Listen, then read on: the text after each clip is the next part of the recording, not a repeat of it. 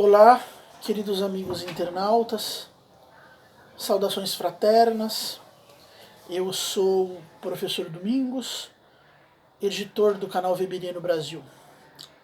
E neste vídeo, nesta gravação, nós daremos continuidade aos vídeos anteriormente editados, nos quais, partindo de um artigo publicado ontem no Globo pelo cônsul-geral da China no Rio de Janeiro, Liang, né, nós iniciamos uma série de reflexões em torno da religião, da cultura, das fontes da cultura, seguindo uma perspectiva weberiana que na verdade remonta a Fustel de Coulanges, na Cidade Antiga, e também nós encontramos em outros pensadores como Herbert Butterfield, Christopher Dawson, Robert Graves, Eric Voegelin, não sei pronunciar corretamente, acho que é Eric Voegelin, e outros teóricos da cultura. E nós estávamos falando sobre a cultura norte-americana. E é necessário dizer que essa cultura se degradou. Ela tentou encontrar, é verdade, um ponto de equilíbrio, e isso é uma iniciativa louvável, entre a iniciativa pessoal e o processo histórico social, ou a estrutura social. Mas num determinado momento os norte-americanos acabaram perdendo de vista o social, lembrando que a pequena comunidade, as ligações comunitárias, familiares, bairristas, elas haviam sido intensamente focalizadas pelo Thomas Jefferson. O Thomas Jefferson é um dos principais teóricos políticos e sociais dos Estados Unidos da época da independência. Ele havia inclusive bebido nas obras do cardeal Roberto Bellarmino. A gente encontra uma referência sobre isso numa das obras de Orestes Brawson.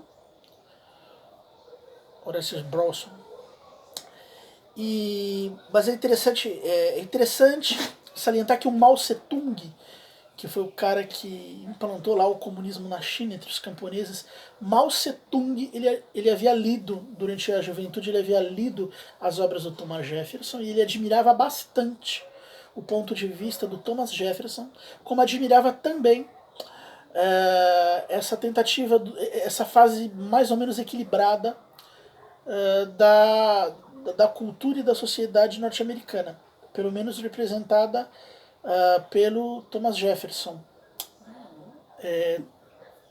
Para fazer uma digressão, né, também me lembro do John Steinbeck, o autor das Vinhas da Ira, também salientou bastante. John Steinbeck, o Steinbeck também valorizava bastante, se apegava bastante a esses ideais jeffersonianos de solidariedade cultural, da família, da pequena comunidade, da comunidade local. E é interessante que tanto Thomas Jefferson como John Steinbeck, eles foram classificados pelos nossos liberais economicistas lá dos Estados Unidos como um pensamento arcaico, retrógrado, ultrapassado, tão utópico quanto a proposta marxista ou comunista. E agora o porquê, qual o problema, qual a gênese desse problema? Né? Como a gente disse no artigo anterior, os Estados Unidos é o primeiro exemplo de uma cultura genuinamente protestante. É o surgimento de um novo padrão cultural. A fé protestante é uma fé individualista. A nova cultura produzida por ela será uma cultura significativamente individualista. Na Europa, o protestantismo nunca conseguiu produzir uma genuína cultura protestante. Ele continua sendo uma fé, tá? pautada prioritariamente na salvação individual do indivíduo isolado da comunidade, dos irmãos, da eclésia, da igreja. Mas na Europa, você sempre terá vestígios de outros agregados culturais, mergulham as raízes lá na história primitiva. Você tem uma herança cultural greco-romana, grega, greco-romana, como você tem uma herança cultural cristã, católica, ou episcopal, ou ortodoxa, que pautou toda a Idade Média. E você não se diz. Na Europa, o protestantismo nunca conseguiu eliminar esses resíduos culturais que vêm do passado, nem mesmo nos países protestantes. Os calvinistas parecem ter percebido esse problema. Eles sonhavam com um novo mundo, com um lugar sem sinos, sem cruzes, sem torres, sem bispos. E embarcaram no Mayflower, nos seus navios, foram lá para os Estados Unidos, encontraram culturas indígenas, que à luz do Velho Testamento relacionaram com os cananeus, politeístas e idólatras, sentindo-se justificados para exterminar essas culturas. Eles limparam, os calvinistas, os protestantes norte-americanos, limparam o terreno, fizeram uma limpeza étnica, empurraram os indígenas para o interior, para as montanhas, e ali no litoral eles criam a primeira sociedade genuinamente protestante, porque não existe resíduos culturais da antiguidade clássica, greco-romanos, ou do cristianismo católico, episcopal. Então surge pela primeira vez uma cultura protestante. Os Estados Unidos são representantes dessa cultura protestante, individualista, calvinista, indissociável do capitalismo.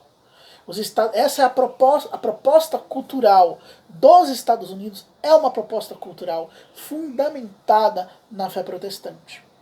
Por isso os Estados Unidos têm se empenhado com maior ou menor intensidade em exportar essa fé protestante para outros países, sabendo que ela poderá lá servir de substrato a esse novo modelo cultural.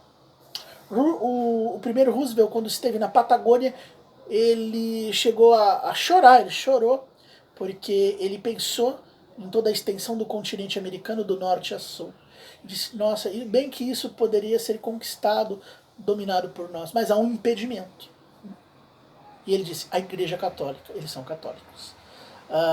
E isso já coloca uma barreira cultural, uma barreira de difícil transposição, naquela época pelo menos, entre o imperialismo protestante e as nações latino-americanas. Espero que vocês tenham apreciado estas reflexões e nós damos continuidade a elas numa próxima gravação, no próximo vídeo. Espero que você acompanhe, goste, divulgue entre os seus amigos. Muito obrigado.